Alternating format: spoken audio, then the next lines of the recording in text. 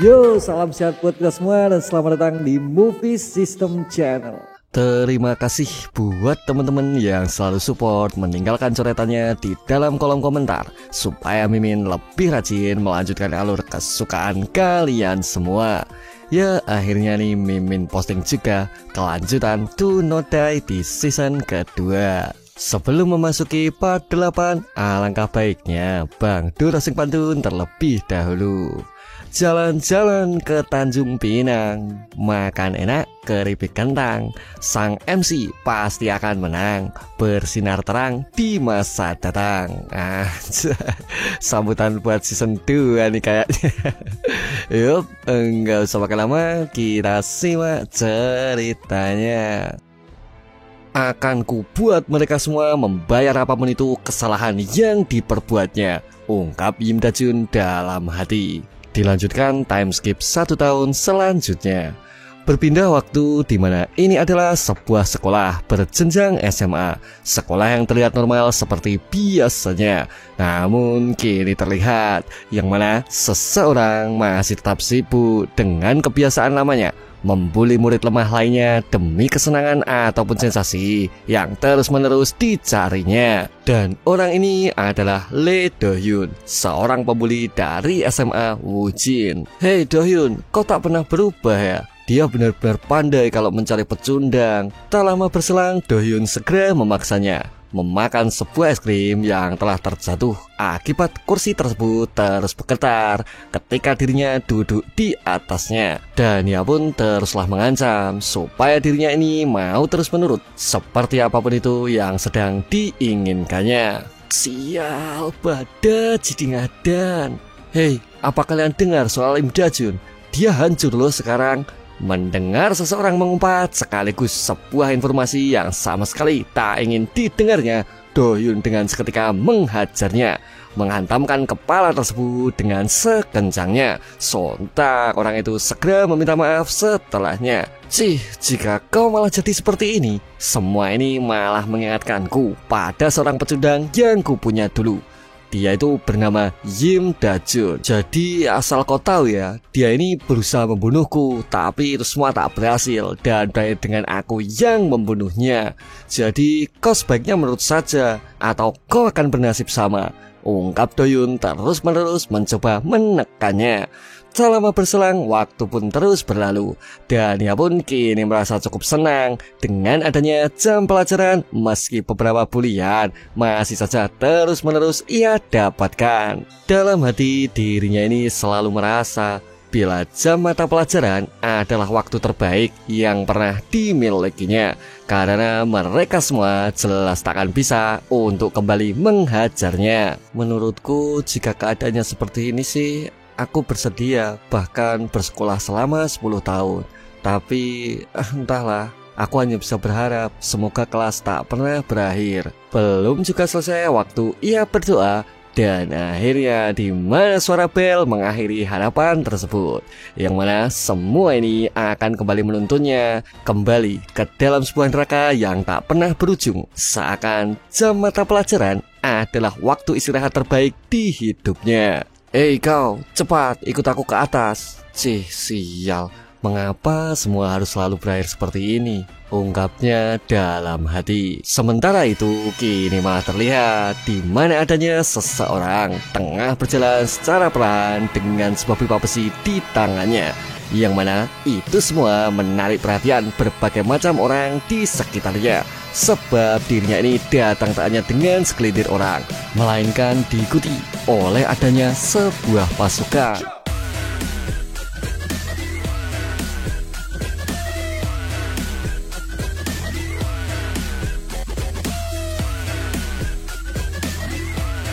Dan mereka semua terlihat cukup menyeramkan, tampak cukup serius, mencoba berjalan perlahan memasuki sekolahan. Dan adapun seseorang yang memimpin mereka semua tak lain adalah Yim Da-jun. Sementara itu di sisi lain, seseorang masih saja sibuk menikmati hobinya dalam menindas seseorang, seakan menatap adanya kesengsaraan orang lain adalah kesenangan di hidupnya. Hei culun, sepertinya punyamu cukup besar. Sekarang kuperintahkan kau cepat lepas celana dalammu, Apa maksudmu? Kau akan melepasnya atau akan kupaksa kau sekarang? Dalam hati sebenarnya dirinya ini benar-benar merasa sedih, tak bisa menerima hinaan tersebut. Bahkan ada pun perasaan untuk melompat dari atap seakan menjadi sebuah pilihan terbaik untuk mengakhiri seluruh kehidupan mengerikan yang dimilikinya. Sekarang kau malah melihat kemana, ha? Beraninya mengabaikan perintah tuannya, ungkap Lee Do-hyun yang kini mulai terlihat kesal sembari dirinya ini terus-menerus masih saja menamparnya. Lalu menatap murid tersebut yang malah diam dan gemetar, Lee Do-hyun segera melempar sandalnya, berharap sedikit berolahraga akan membuatnya menjadi lebih baik dalam menuruti apapun itu perintahnya. Sekarang kau pergilah, ambil kembali sandalmu itu menggunakan mulutmu. Ingat, jika kau tak cepat mengambilnya, kupastikan kau akan mati, ungkap Lee Do-hyun terus-menerus masih saja menghinanya. Sebenarnya dirinya ini merasa sangat kecewa, merasa sangat terbodohi karena mau mengikuti seluruh alur permainan yang dibuatnya. Bahkan untuk melompat saja dirinya ini tak pernah mampu, apalagi mencoba melawannya, baik dari segala bulian atau hinaan yang ia berikan. Bunuh diri atau melompat, jika itu di film atau webtoon, itu sih terlihat cukup mudah. Tapi mengapa ini semua sangat mengerikan? Terlebih jika ada pun seorang pahlawan, lalu mungkinkah ia akan benar-benar datang? Tak lama berselang, seseorang tiba-tiba saja berdiri tepat di depannya, terlihat sangat menyeramkan dengan tatapan tajam dan mematikan. Terlebih saat ini Im Da-jun tengah berdiri bersama seluruh orang-orang yang telah mengikutinya. Ya, selama dirinya ini memilih hidup di jalanan pastinya. Kau mencari sandal ini bukan? Jadi datang dari sana ya, ungkap Im Da-jun yang kini mulai mengamati seluruh situasi di sekitarnya. Dan akhirnya di mana mereka semua kini mulai berjalan mengikuti Im Da-jun mencari seseorang yang harus segera ia bereskan. Hingga semua itu membuat para murid di dalamnya merasa gentar menyaksikan adanya orang-orang seram merangsek masuk ke sekolahan. Dan orang yang berdiri paling depan tak lain adalah Im Da-jun.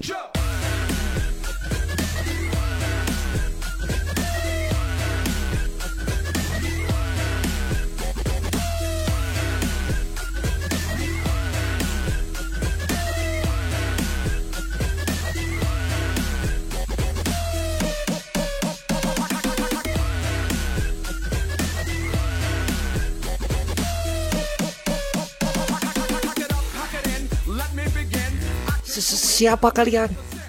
Bukankah itu Im Da-jun? Oh, apa benar? Kau salah orang kali?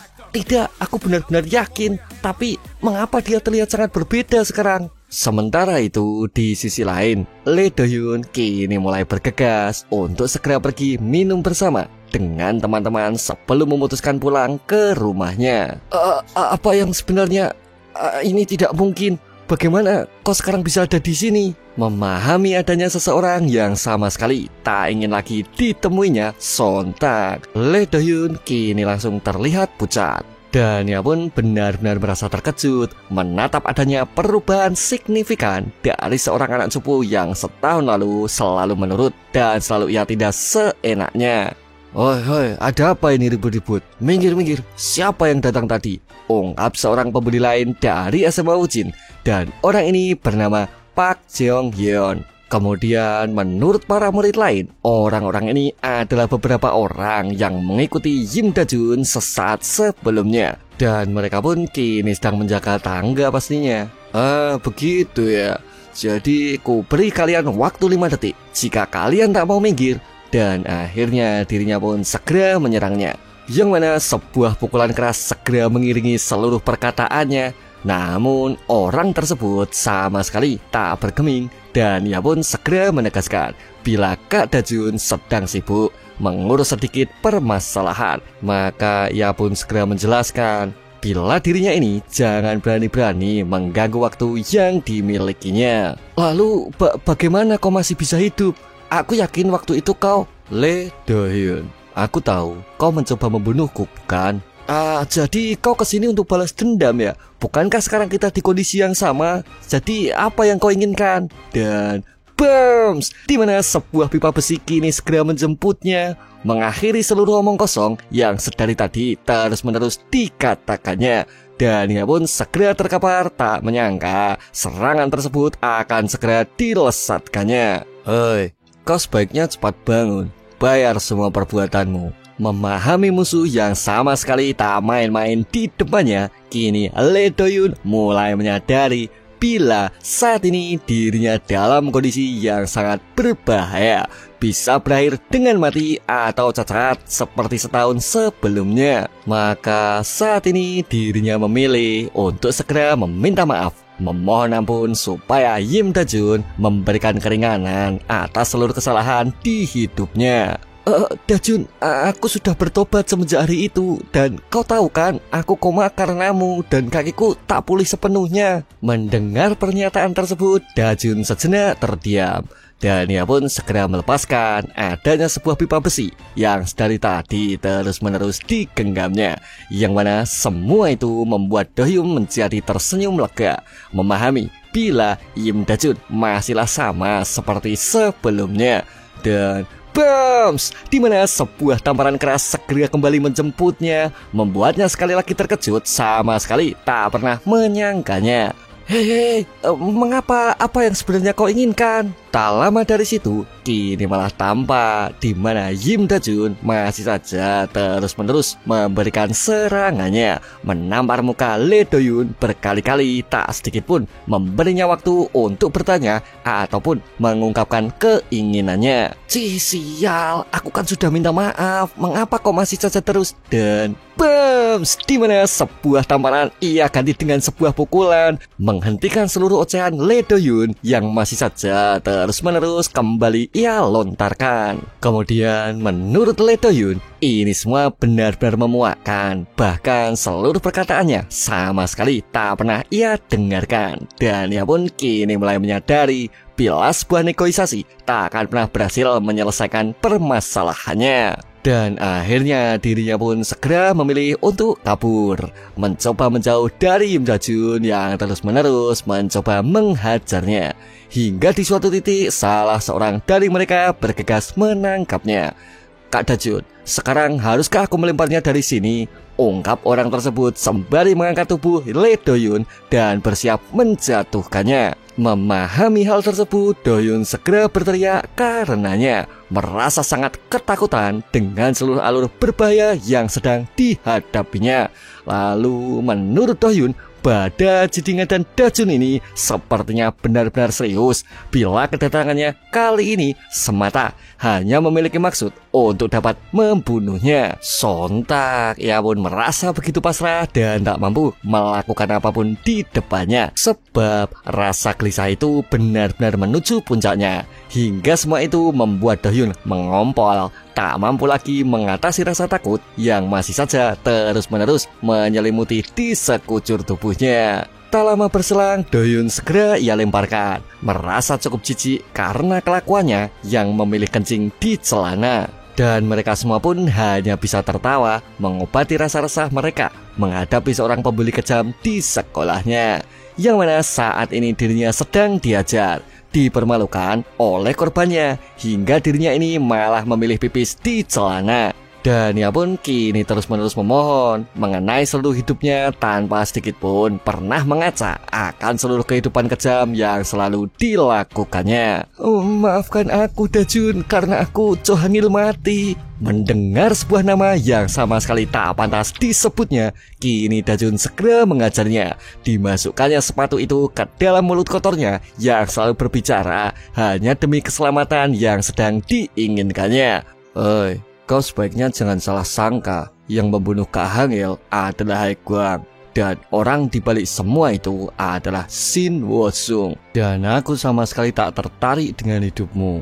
Lalu, jika aku melihat dirimu lagi, akan kupastikan adanya hari itu adalah hari kematianmu. Ungkap Im Da-jun dengan sangat serius, berharap Lee Do-hyun ini akan mampu mengingat akan seluruh ucapan yang baru saja dikatakannya.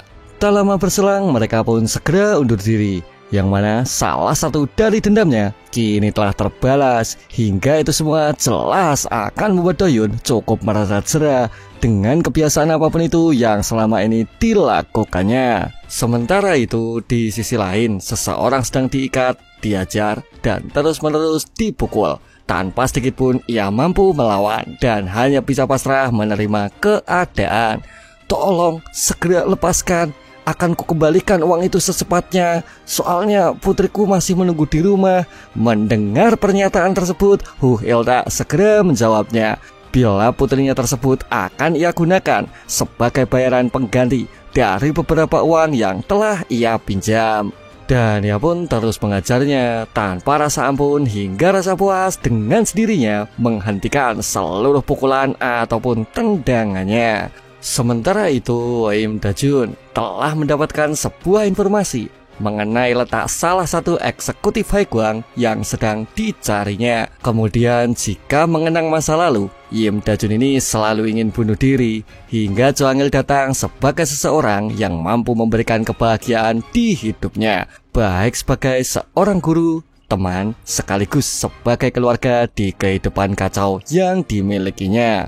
Haegwang ataupun Shin Woo-sung, mereka itu telah mengambil semuanya dariku. Jadi aku berjanji pada diriku sendiri, dengan nyawa yang berhasil diselamatkannya ini, aku akan membalas dendam itu dan menghancurkan semuanya yang menghalangiku. Salah satu anggota Haegwang, Hilda, memahami seseorang yang sangat berbahaya berdiri tepat di belakangnya. Hilda segera bergegas mundur, berusaha secepatnya menghindari dan menjauhinya. Dan bams, di mana sebuah pukulan telah segera diterimanya, mendarat di bagian muka tanpa sempat disadarinya. Sontak ia pun segera terhempas dibuatnya, terpelanting beberapa meter akibat pukulannya, hingga ia pun menabrak beberapa berkas yang berada jauh di belakangnya. Shin Woo-sung, bosmu, katakan sekarang dia ada di mana? Ungkap Im Da-jun dengan penuh emosi, merasa bila nyawa mereka harus segera diserahkan sebagai pengorbanan atas seluruh kekejaman yang selama ini terus-menerus mereka lakukan. Aku adalah orang yang selalu berada di atas, memiliki kelas sosial tertinggi di SMA Jongran. Banyak anak lain yang bersedia mengikuti seluruh perintahku, dan mereka semua jelas mengagumiku. Hingga suatu ketika Im Da-jun datang dan mengalahkanku, merubah seluruh hidupku, mulai dari mereka yang tak lagi mengakuiku hingga rasa kasihan yang seluruhnya mengarah kepadaku. Dan aku kembali sendiri di kehidupan sosial yang selalu kuimpikan. Lalu ketika kupikir semuanya telah usai, seseorang tiba-tiba berdiri menyapa dan menghampiriku. Dan mereka semua ini adalah sekelompok mafia yang bernama Haegwang, dengan seorang pemimpinnya bernama Shin Woo-sung. Aku dapat merasakannya bila orang ini berada di jajaran atas dalam kelas sosial yang selalu kuimpikan. Lalu karena aku berharap bisa bangkit lagi, maka aku putuskan untuk bergabung sekaligus bekerja untuk mereka semua. Hingga akhirnya aku pun yakin bila semua kehidupan sosialku akan kumulai ulang di tempat ini. Namun semua itu tak lagi sama ketika aku harus bertemu dan sekali lagi mencoba menghadapinya. Hei, siapa kau? Mengapa kau lancang masuk ke sini? Kau mau mati ya? Kami ini bersenjata. Jadi kau tak sadar ya sedang berurusan dengan siapa? Kami ini Haegwang, ungkap mereka sembari bersiap mengerumuni dan mengeroyoknya. Namun saat itu Da-jun hanya memperhatikan, merasa tak ingin terganggu dengan adanya urusan yang sedang dipikirkannya. Dan ia pun segera berkata, "Oi, nyala kalian semua." Mendengar kata remeh yang kini malah dikeluarkannya, sontak mereka semua bergegas maju mengeroyoknya, berusaha mengajar Im Da-jun dari berbagai sudut menggunakan berbagai macam senjata yang tepat berada di tangannya. Namun saat itu Da-jun masih berhasil menghindarinya, memberikan serangan counter cepat satu persatu dan berusaha merobohkannya, hingga sebuah pasir segera dilemparkannya, menutupi pandangan musuh yang berada di sekitarnya. Sontak sebuah pukulan cepat segera mengakhirinya. Kemudian ada pun sebuah tendangan keras segera ia lesatkan juga. mengarahkan kayu tersebut tepat mengenai target di depannya, membuat musuh segera terbaring akibat serangannya. Hingga beberapa orang yang tersisa kini segera diajarnya, dihancurkan dengan tinjunya dan dilemparkan dengan seluruh kekuatannya. Siapa dia? Dia datang dari mana? Mengapa bisa mengalahkan kami meski dia sendirian saja? Dan bams, di mana kini Ilta segera datang dari arah sebelahnya, berusaha menghancurkan Dajun, membalas semua dendam dari seluruh perbuatan yang telah dilakukannya. Wah, senang sekali rasanya bisa bertemu lagi denganmu. Bagaimana sekarang kabarmu, pecundang Jun? Tanya Ilta sekali lagi dengan penuh rasa percaya diri, menyambut datangnya Yim Dajun ke dalam markas persembunyian yang dimilikinya. Kemudian menurut Ilta, Dajun ini cukup alot juga, mampu bertahan hidup meski Cho Hangil sudah dibunuh beberapa waktu sebelumnya. Apa kau kesini untuk balas dendam, ha? Tapi kali ini akan kupastikan jika aku takkan kalah seperti sebelumnya, teriak Huilta sembari menyerangnya.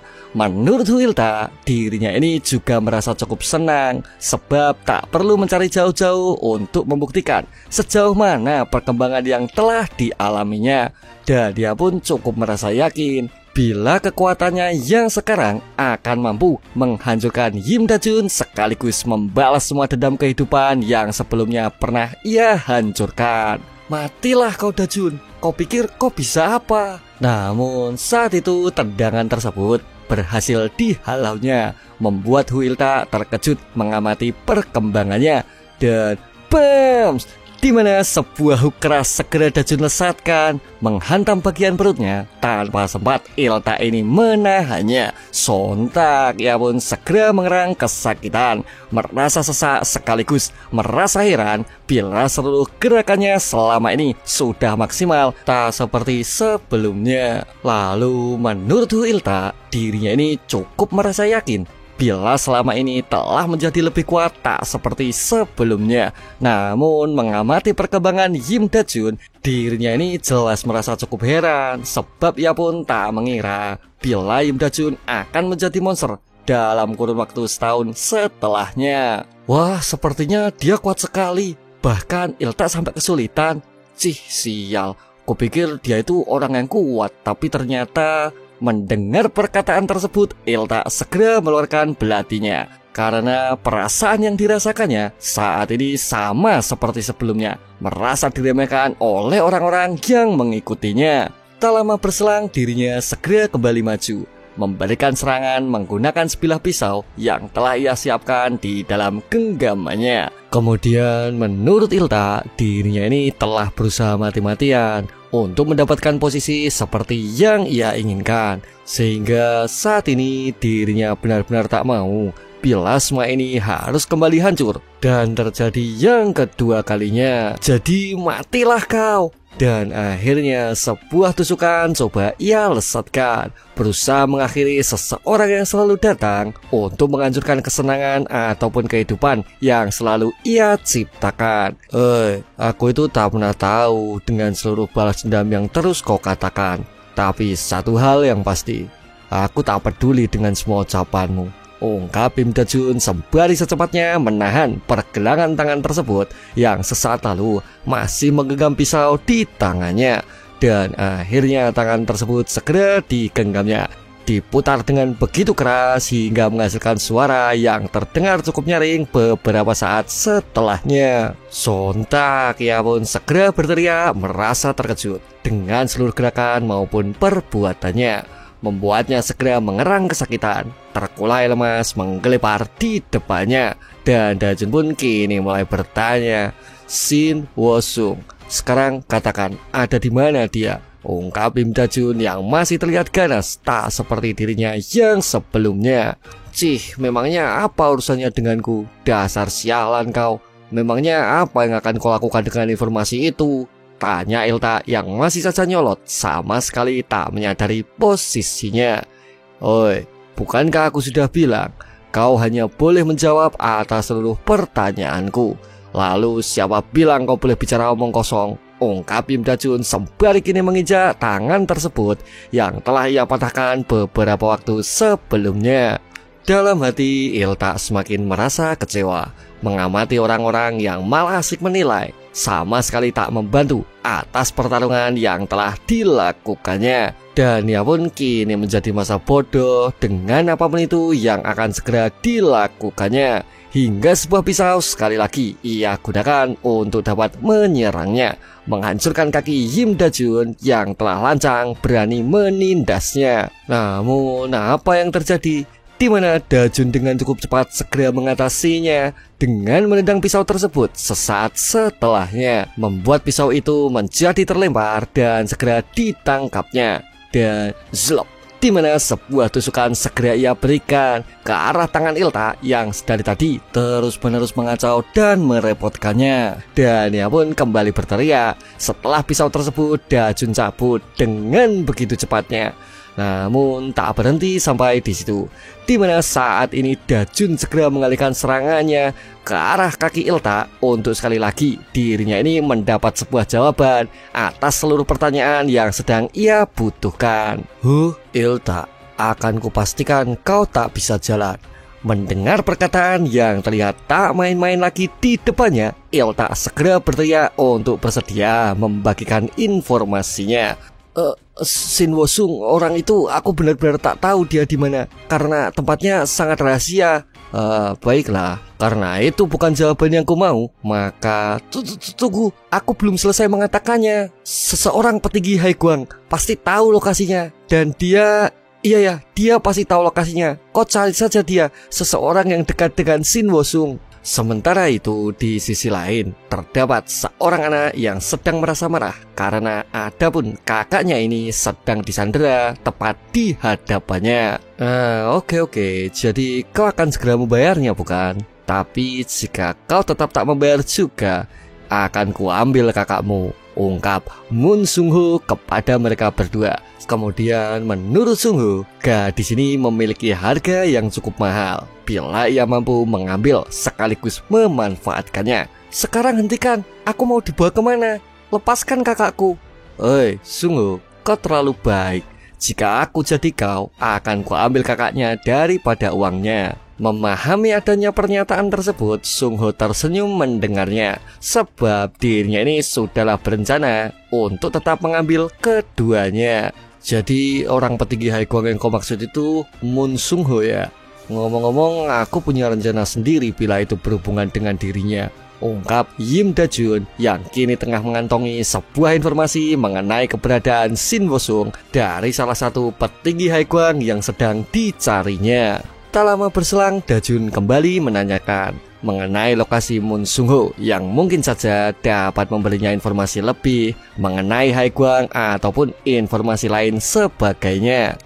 Kalau kau cari dia itu ada di distrik Haiguang, ungkap Ilta yang merasa sangat gugup menjawab seluruh pertanyaan yang diberikannya. Lalu sekarang apa kau sadar? Tak ada satupun informasi yang berguna yang telah kau berikan.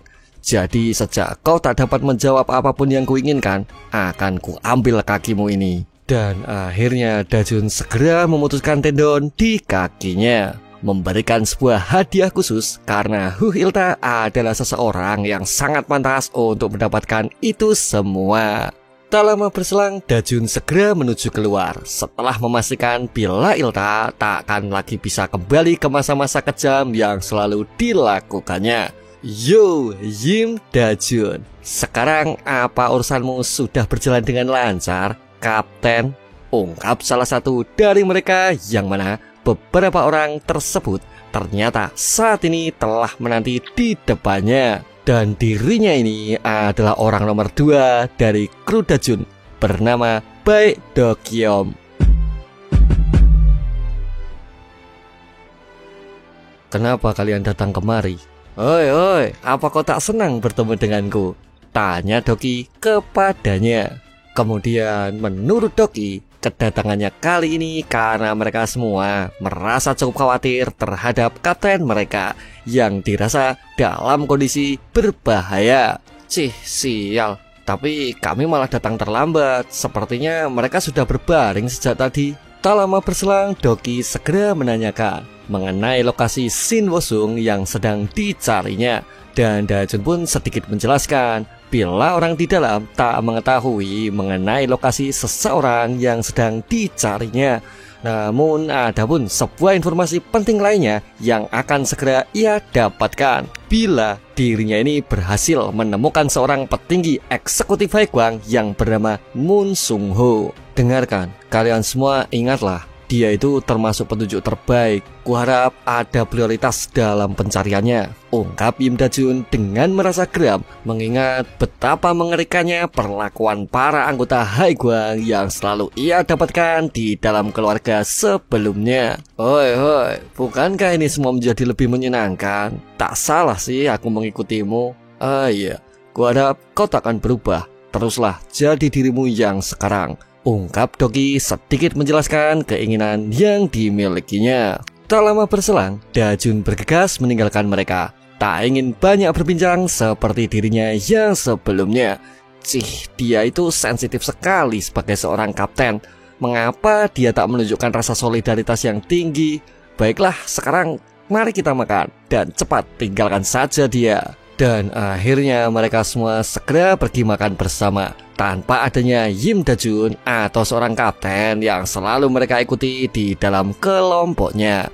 Tak lama berselang, waktu pun terus berlalu, yang mana ini adalah sebuah bangunan terbengkelai, tempat adanya rumor mengenai anak-anak pelarian yang memilih untuk tetap tinggal di dalamnya. Dan aku bernama Kim Eun Dong, memiliki umur 15 tahun. Yang mana dirinya ini adalah salah satu kru Da-jun, satu-satunya anak termuda di dalam kelompoknya.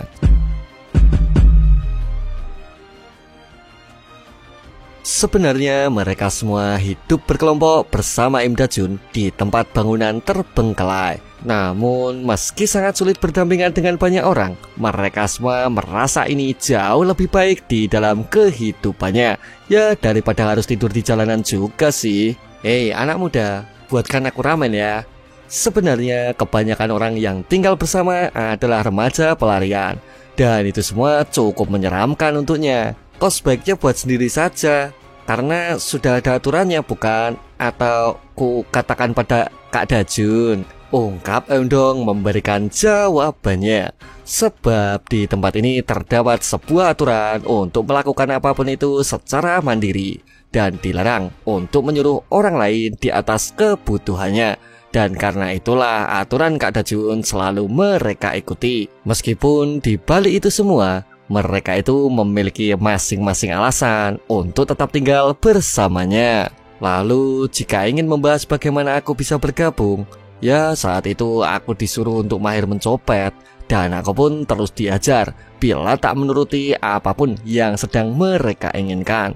Dan kru pertama yang aku ikuti setelah melarikan diri dari rumah adalah kru sepeda motor. Lalu karena aku tak tahan dengan perlakuan mereka semua, aku lebih memilih kabur, memilih hidup di jalan tanpa ada tempat yang layak maupun sebuah makanan yang bisa aku makan.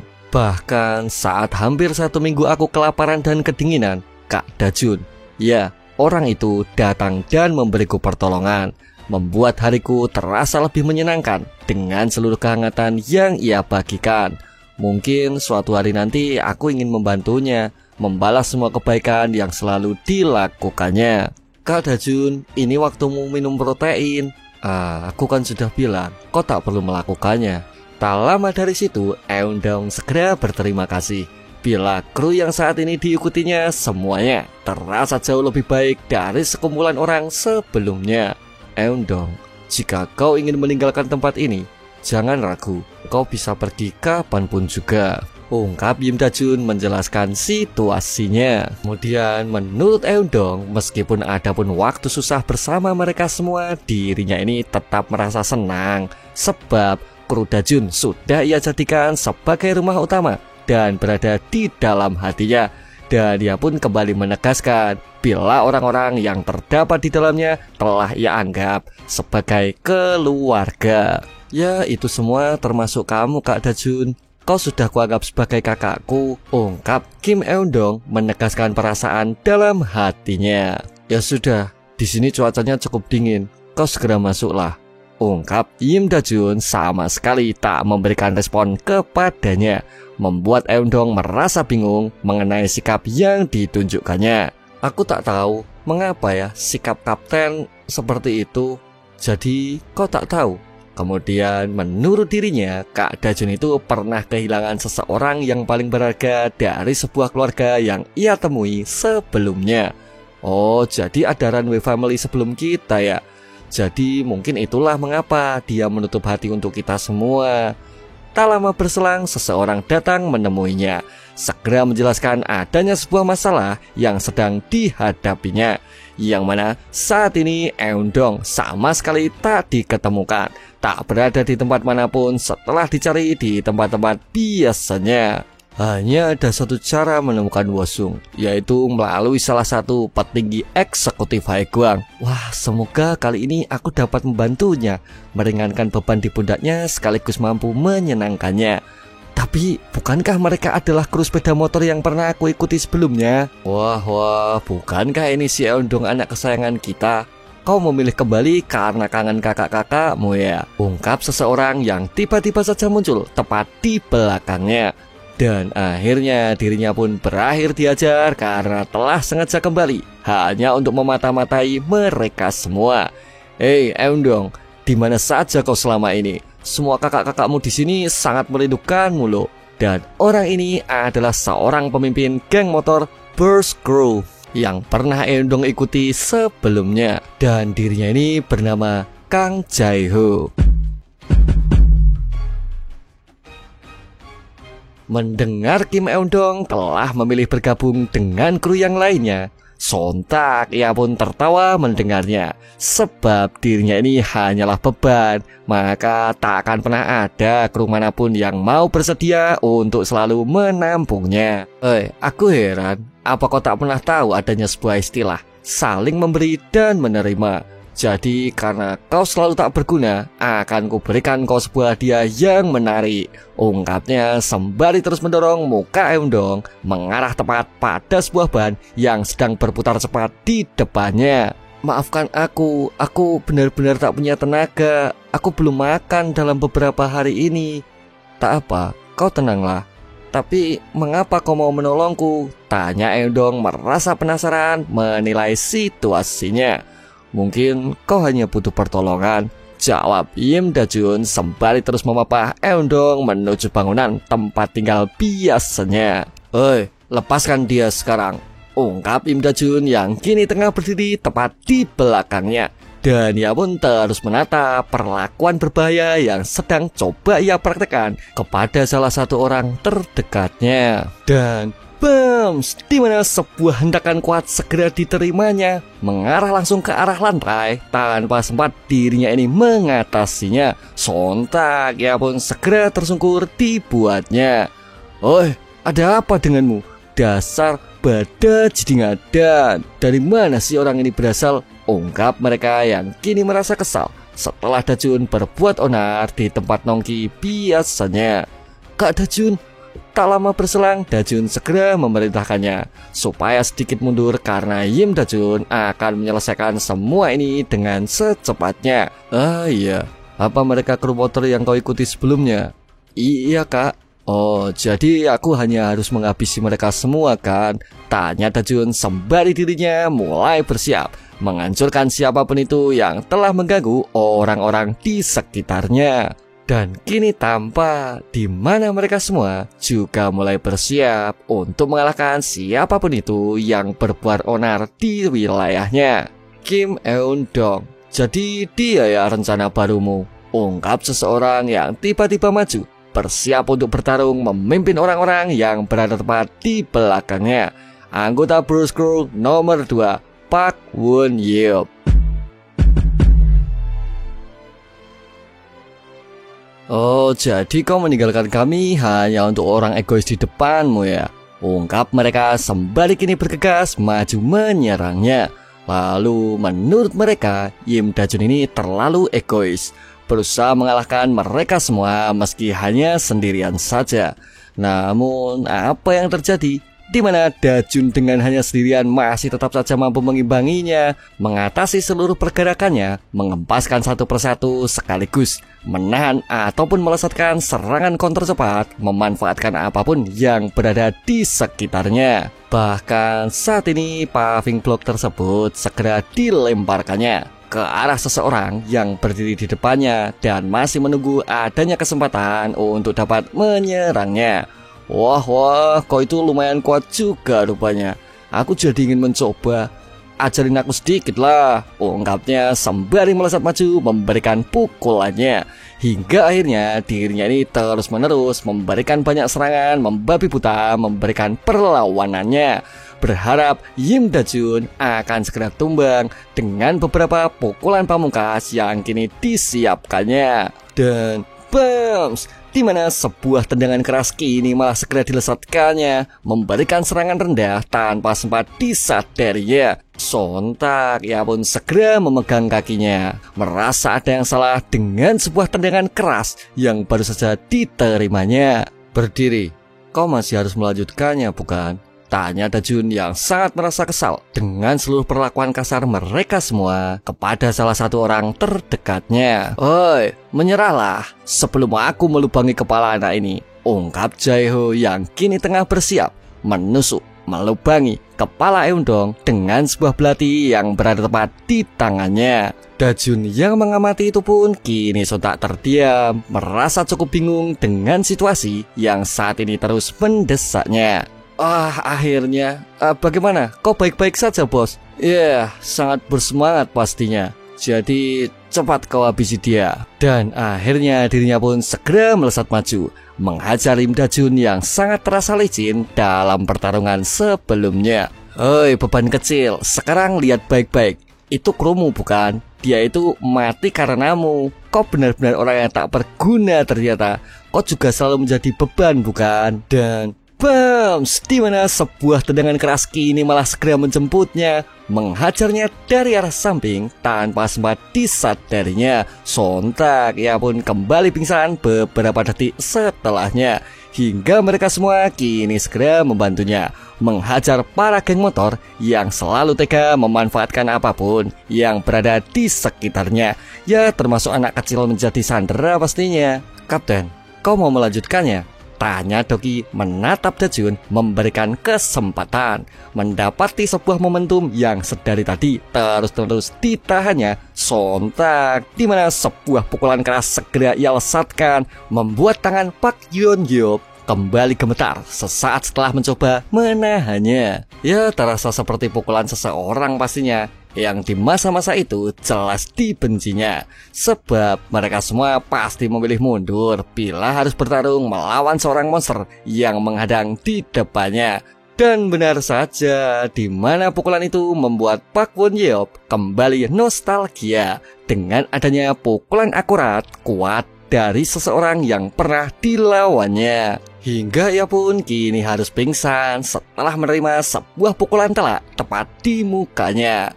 Kami sudah mengurus mereka. Baiklah, kerja bagus, ungkap mereka yang telah selesai membereskan semuanya. Lalu, apakah kalian baik-baik saja? Terima kasih. Kau tak perlu berterima kasih denganku. Dan akhirnya mereka pun bergegas kembali ke rumahnya, berusaha secepat mungkin memberikan pengobatan kepada mereka yang terluka. Kak, maafkan aku. Aku ingin membantu, tapi aku akhirnya hanya menjadi beban untukmu. Aku benar-benar tak berguna, dan aku hanya jadi sebuah penghalang, ungkap Eundong yang terus merasa bersalah dengan seluruh keputusan gegabah yang dibuatnya. Memahami hal tersebut, Dajun segera mengatakan bila dirinya ini bukanlah sebuah penghalang di matanya, melainkan sebuah keluarga yang saat ini telah dimilikinya. Sebenarnya Dajun sendiri telah menyadari bila dirinya telah kehilangan keluarga untuk yang kedua kalinya, baik keluarga asli maupun keluarga Hangil family yang pernah ia temui. Maka saat ini dirinya tak ingin sekali lagi kehilangan mereka untuk yang ketiga kali. Tak lama berselang, waktu pun terus berlalu, di mana malam yang dingin menyelimuti mereka semua, selalu berjuang bersama apapun itu keadaannya. Masalah Eundong Mengapa kau memilih melakukannya? Kau itu jelas tak perlu melakukan itu, ungkap Doki sedikit mengingatkan mengenai sikap Im Dajun yang terakhir kali ia tunjukkan. Lalu menurut Doki, Dajun ini bisa saja meminta tolong seseorang untuk menggantikan posisinya.